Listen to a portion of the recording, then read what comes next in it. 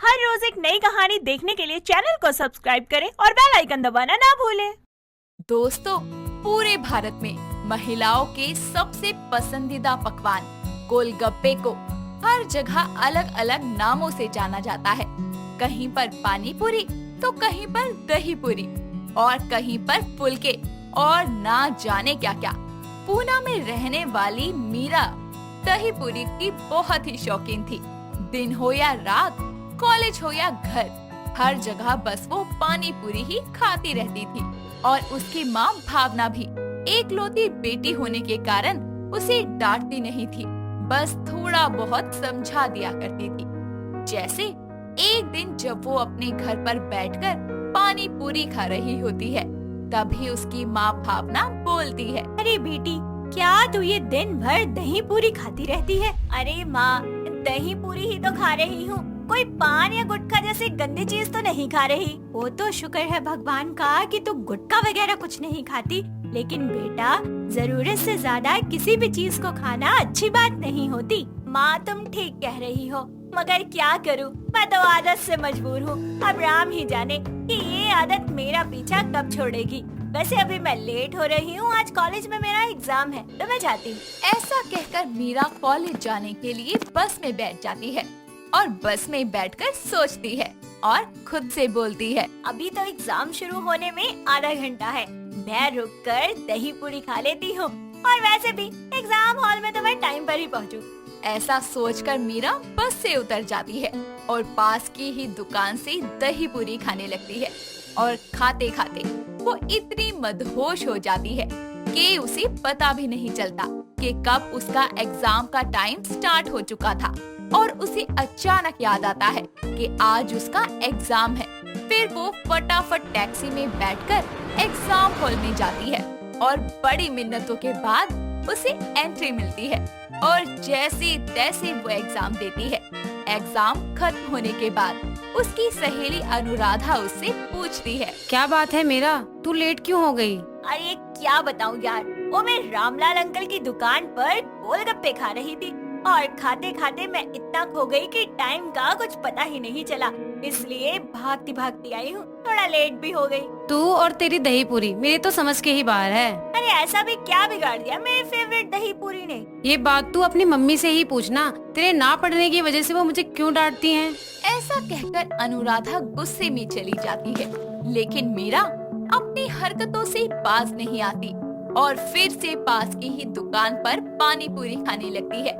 और पानी पूरी खाते खाते उसे रात हो जाती है और बस ना मिलने की वजह से वो एक बेंच पर बैठ जाती है और कुछ लड़के आकर उसे छेड़ने लगते हैं। तभी एक सुंदर सा नौजवान आता है और उन छिछोरों की पिटाई करके मीरा का पर्स उसे वापस लौटाता है और कहता है, हाय, मेरा नाम विशाल है, ये लीजिए अपना पर्स।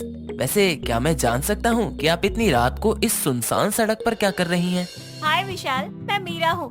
दही पूरी खाते खाते मैं लेट हो गई और फिर यहाँ मैं किसी बस या टैक्सी का वेट कर रही हूँ। देखिए मोहतरमा, अब तो आपको बस मिलने से रही, आइए मैं आपको घर छोड़ देता हूँ। ऐसा कहकर विशाल अपनी बाइक लेकर आता है और मीरा बैठ जाती है।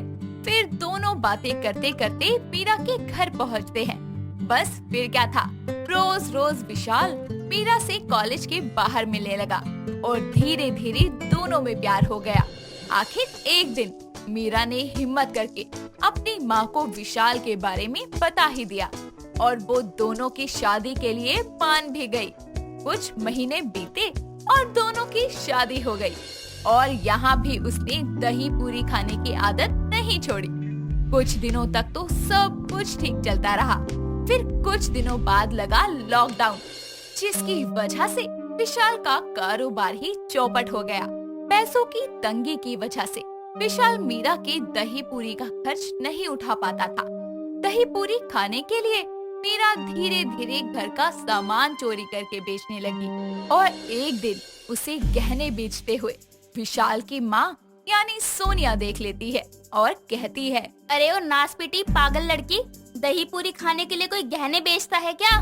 माफ कर दो माँ, वो मैं दही पूरी की वजह से बहक गई थी, लेकिन माँ अब तो गहने बिक चुके हैं। मीरा अपने पल्लू में से छुपाए हुए पैसों की गड्डी निकालती है और कहती है, ये देखिए माँ जी, इतने ही पैसे मिले हैं। ये सब देखकर सोनिया ने अपना सर ही पीट लिया और बोला, तूने और तेरी इस दही पूरी ने ना मुझे और मेरे बेटे को पूरी तरह बर्बाद कर दिया है। हे भगवान, मैं तो लुट गई, बर्बाद हो गई। इसी बीच विशाल भी घर आता है और अपने माँ के मुँह से अपनी बीवी की बेवकूफी की दास्तान सुनकर दोनों मिलकर मीरा को खूब खरी खोटी सुनाते हैं। इतना जलील होने के बाद मीरा रोने लगती है। फिर मीरा अपनी सास सोनिया और विशाल के सामने शपथ लेती है। मैं दही पूरी पर हाथ रख के शपथ लेती हूँ कि आपने जो मुझ पर और मेरी दही पूरी पर खानदान बर्बाद करने का इल्जाम लगाया है, जब तक मैं उस इल्जाम को गलत साबित नहीं कर देती, मैं दही पूरी नहीं खाऊंगी। ऐसा कहकर मीरा अपने कमरे में चली जाती है और दही पूरी बनाने की रेसिपीज देखने लगती है और कुछ ही दिनों में वो अलग अलग तरह की दही पूरी बनाना सीख जाती है। और फिर लॉकडाउन खुलने के बाद वो गहनों के बचे हुए पैसे से एक दुकान किराए पर लेती है और फिर वो अपनी सहेली अनुराधा के साथ मिलकर दही पूरी बेचने का काम शुरू करती है और धीरे धीरे उनकी दही पूरी पूरे शहर पूना में फेमस हो जाती है। फिर कई सारे बिजनेसमैन मीरा से फ्रेंचाइजी खरीदने आते हैं और ऐसे करते करते मीरा की दही पूरी पूरे भारत में मशहूर हो जाती है। और कुछ समय बाद उसे एक बहुत बड़े बिजनेस इवेंट का इनवाइट आता है। वहाँ उसका जोरों शोरों से स्वागत किया जाता है। फिर उसे स्पीच देने का मौका मिलता है और वो भीड़ को संबोधित करते हुए बोलती है, दोस्तों, मैं भी आप लोगों की तरह ही बहुत ही साधारण सी मिडिल क्लास फैमिली से बिलोंग करती हूँ। मुझे बचपन से ही दही पूरी खाने का काफी शौक था। दही पूरी खाना मेरा पागलपन बन गया था और एक बार तो मैंने अपने इसी पागलपन की वजह से घर के गहने तक बेच दिए थे और अपने पति और अपनी सासू माँ से बहुत खरी खोटी सुनी और उस दिन मुझे बहुत गुस्सा भी आया, जिसके बाद मैंने दही पूरी को ही साक्षी मानकर ये कसम खा ली कि जब तक मैं कामयाब न हो जाऊं, मैं दही पूरी नहीं खाऊंगी। और फिर मैंने अपनी सहेली अनुराधा के साथ मिलकर दही पूरी बेचने का बिजनेस शुरू किया और आज आप सब मेरी तरक्की देख ही सकते हैं। हिंदुस्तान का कोई शहर ऐसा नहीं है जहां मेरी कंपनी की ब्रांच ना हो और इन सब के पीछे मेरी सास, मेरे पति और मेरी प्यारी सहेली अनुराधा का बहुत बड़ा हाथ है। मीरा की स्पीच से और टीवी पर टेलीकास्ट होने की वजह से मीरा की सास और पति दोनों उसकी स्पीच सुन लेते हैं और काफी शर्मिंदगी महसूस करते हैं और बहू के आते ही उसकी सास सोनिया उससे माफी मांगने लगती है। बहू, मुझे माफ कर दे, मैंने तुझे काफी उल्टा सीधा कहा। माँ जी, मैं ऐसे नहीं माफ करने वाली आपको, इसकी तो पूरी की पूरी सजा मिलेगी। अब क्या करेगी बहू तू ऐसा? अब इसकी सजा ये है कि आप अपने हाथों से 5 अलग अलग तरीके की दही पूरी बनाकर मुझे अपने हाथों से खिलाएंगी। बताओ, मंजूर है? हाँ हाँ, सब मंजूर है। सोनिया अपने हाथों से मीरा को दही पूरी खिलाती है और फिर सब मिलकर खुशी खुशी रहने लगते हैं। कनक एक बहुत ही प्यारी और समझदार लड़की थी, लेकिन उसमें सिर्फ एक कमी थी कि एक एक्सीडेंट के चलते उसको चोट लगने की वजह से उसकी एक आंख खराब हो चुकी थी, जिस वजह से उसकी लेफ्ट साइड की आंखों की पुतली घूमती नहीं थी। ऐसे में वो जब भी किसी से बात किया करती तो लोग उससे डर जाया करते थे। एक दिन वो अपनी फ्रेंड दीप्ति को कॉल करके उससे बोलती है, यार मुझे तेरी जरूरत है, तो जहाँ पर भी है ना मेरे घर आ जा अभी। यार मैं अब भी तो नहीं आ सकती, पर तू बता क्या काम है। यार तुझे मेरी आँखों की दिक्कत के बारे में तो पता ही है ना। यार मैं किसी से भी बात करती हूँ ना तो लोग मुझसे डर के भाग जाते हैं। ठीक है, तुम मुझे बीकानेर वाली शॉप पर मिल, ठीक 5 बजे। कनक फोन काट देती है और अपना फोन चलाने लगती है। उसमें सर्च करती है कि ऐसी आंखों का क्या करना चाहिए। तभी उसे नकली लेंस के बारे में पता चलता है, जिसे लगाने से आंखें खूबसूरत भी दिखती है और नेचुरल भी लगती है। और ये देखकर कनक खुद से बोलती है, हाँ ये आइडिया अच्छा है, इससे मेरी ये वाली आँख कवर भी हो जाएगी और किसी को पता भी नहीं चलेगा। कुछ देर के बाद कनक अपने घर से गोगल्स लगाकर निकलती है और बीकानेर की शॉप पर जाकर दीप्ति का इंतजार करती है। लेकिन तभी वहाँ पर दीप्ति आ जाती है और उससे बोलती है, चल मेरे साथ, मैंने तेरे लिए कुछ सोचा है। अरे पर मुझे बता तो सही कि हम कहाँ जा रहे हैं। और यार मैंने भी कुछ सोचा है। अरे तू बस मेरे साथ साथ चल। ओके। ऐसा कहकर दीप्ति उसे मॉल में ले जाती है। साथ ही उसे लेंसेज दिखाती है और लेंस के कलर चूज करती है, जिसमें वो देखती है कि वहाँ पर तरह तरह के लेंसेज हैं, जैसे कि blue, green, pink, purple, grey, अलग अलग तरह के। दीप्ति उसके लिए कुछ लेंसेज खरीद लेती है और उसके बाद दोनों वापस घर लौटती हैं। तभी कनक बोलती है, ओए पागल, मैंने भी यही सोचा था कि मैं लेंस लगा लूं। और देख, तूने मुझे लेंस की शॉपिंग भी करवा दी। अब ये बता कि इसे आँखों में लगाना सेफ तो है ना? कोई साइड इफेक्ट तो नहीं है इसका? अरे हाँ बताती हूँ। देख, इसे लगाने के बाद आँख के पास मत जाइयो। और हाँ, हल्की सी खुजली हो तो आँखों को रब मत करियो। और हाँ, लेंस लगाने के बाद हल्की सी इरिटेशन होगी, तू घबराइयो मत। चल अपने रूम में, मैं तुझे बताती हूँ कैसे लगाते हैं। इतना बोलकर दोनों अपने कमरे में चली जाती हैं और दीप्ति कनक को लेंस लगाना सिखा देती है। और वैसे वो खुद से लेंस मिरर में देखकर लगा लेती है, जिसके बाद वो दीप्ति को दिखाते हुए कहती है, देख, मेरी आंखें कितनी प्यारी लग रही हैं। हाँ यार, अब कोई लड़का तेरे से दूर नहीं भागेगा और ना ही कोई और। आज तेरे न्यू लेंस में सेल्फी लेते हैं। हाँ हाँ, ले ले ले ले, क्यों नहीं। और उससे पहले ना थैंक यू कि तूने मेरे बारे में इतना सोचा। चल ना, इसमें थैंक्स वाली कोई बात नहीं है। दोस्त काम नहीं आएगा तो कौन आएगा। तभी कनक की मम्मी रामा वहाँ आ जाती है और कनक अपनी माँ को अपने लेंस वाली आंखें दिखाती है। अरे वाह मेरी बच्ची, कितनी सुंदर लग रही है। तेरी आंखें तो पहले से भी ज्यादा अच्छी हो गई हैं। हाँ मम्मी, मुझे भी अच्छे लग रहे हैं। और अभी मैंने हल्के पिंक कलर के लेंस लगाए हैं। आपको पता है, मैं 3 तरीके के और लेंस खरीद कर लाई हूँ। अच्छा, अब तो मैं तेरे लिए लड़के ढूंढना शुरू करूँगी। अरे मम्मी, इतने भी क्या जल्दी है, आराम से ढूंढ देना। वक्त बीतता जाता है। कनक ऐसे ही एक दिन अपनी एक ड्रेस को एक्सचेंज करवाने के लिए मॉल जाती है, लेकिन मॉल का स्टाफ उसे इनकार कर देता है। तभी वहाँ पर डैशिंग सा लड़का राघव गुजर रहा होता है। कनक की फाइट देखकर वो वहीं पर रुक जाता है और उसके पास जाकर बोलता है, क्या हुआ?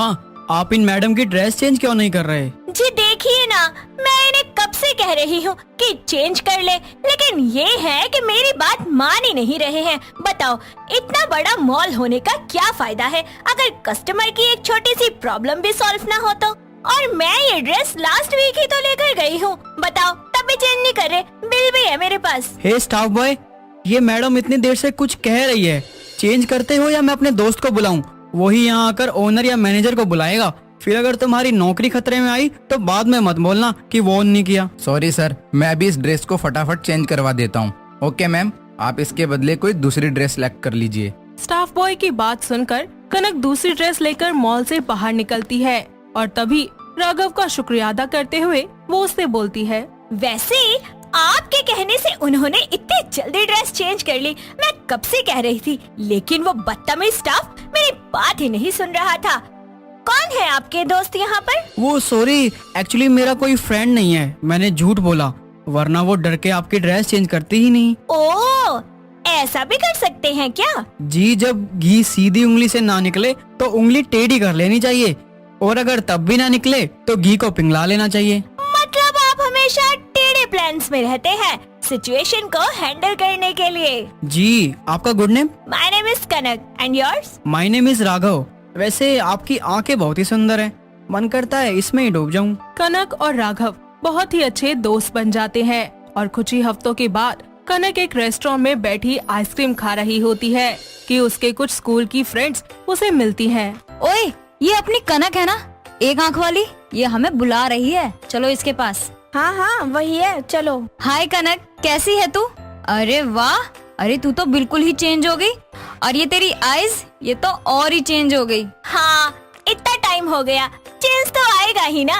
अरे इसने लेंस लगा रखा है, साफ पता चल रहा है इसकी आईज अभी भी ऐसी ही हैं। अरे हाँ हाँ, देखो तो इसकी एक आईज अभी तक मूव नहीं करती। कनक, तू अभी भी महंगी है क्या? यार तुम सब कितने झूठे और मतलबी हो। तुमने कभी मुझे अपनी दोस्त माना ही नहीं। मेरा हौसला बढ़ाने की जगह तुम सब मेरा मजाक बना रहे हो। अरे तुम जैसे दोस्तों को तो नर्क में भेज देना चाहिए। इतने में राघव वहाँ आ जाता है और कनक को देखता है, जिसे देखकर कनक सोचती है, कहीं इसने मेरी बातें तो नहीं सुन ली। अरे कनक, क्या हुआ? तुम्हारे शक्ल की इतनी हवाइयाँ क्यों उड़ी हुई हैं? कुछ भी तो नहीं। चलो ना, हम चलते हैं। वो अपने फ्रेंड्स के सामने से राघव के साथ निकल जाती है। समय गुजरता जाता है। ऐसे ही एक दिन दोनों किसी रेस्टोरेंट में मिलने जाते हैं। तभी कनक की आंखों में ईचिंग होने लगती है और वो राघव से बोलती है, राघव तुम 2 मिनट रुको, मैं वॉशरूम होकर आती हूँ। ओके, मैं वेट कर रहा हूँ। इतना कहकर कनक वॉशरूम चली जाती है और वहाँ जाकर अपना फेस वॉश करती है, जिसके कारण उसे ये पता नहीं चलता कि उसके लेंसेज निकल गए हैं और वो ऐसे ही बाहर आ जाती है। और मिरर में जब अपना चेहरा देखती है तो उसे पता चलता है कि उसका एक लेंस उसकी आंख से निकल चुका है, जिसके चलते वो राघव के आगे अपनी आंखें छुपाने लगती है। क्या हुआ? तुम ऐसे अपनी आंखें क्यों छुपा रही हो? कुछ नहीं, वो मेरी आंख में ना कुछ चला गया। मुझे सब पता चल गया है कनक, मुझसे मत छुपाओ। मैं जानता हूँ तुमने लेंस लगा रखे हैं, या ये बोलूं कि मैंने उस दिन सारी बातें सुन ली थी। तो तुमने मुझे बताया क्यों नहीं? इसलिए क्योंकि तुम्हें पता चलता कि मुझे पहले से ही पता है तो तुम्हें अच्छा नहीं लगता। उसके बाद तुम मुझसे दूर हो जाती और मैं तुमसे दूर नहीं जाना चाहता था। क्यों नहीं जाना चाहते? Because I love you a lot. पर मैं तुम्हारे लिए अच्छी नहीं हूँ। तुम जानते हो ना कि मेरी आँखें। That's why I still love you कनक। मैं तुम्हें ऐसे ही अपनाऊंगा और तुमसे बहुत प्यार करूंगा। I love you too। इतना बोलकर दोनों एक दूसरे से शादी करने का फैसला लेते हैं और अपने घर वालों को अपने इस रिश्ते के बारे में बताकर उनसे शादी करने की मंजूरी भी ले लेते हैं। कुछ ही समय के बाद दोनों के घर वाले मिलकर बड़ी ही धूमधाम से उनकी शादी करवा देते हैं और साथ ही वो लोग अपनी नई शादीशुदा जिंदगी को खुशी खुशी एक नए सिरे से शुरू करते हैं। दोस्तों, अगर आपको ये कहानी पसंद आई तो इसे लाइक करें, शेयर करें और कमेंट करके बताएं कि कहानी में आपको सबसे अच्छा क्या लगा।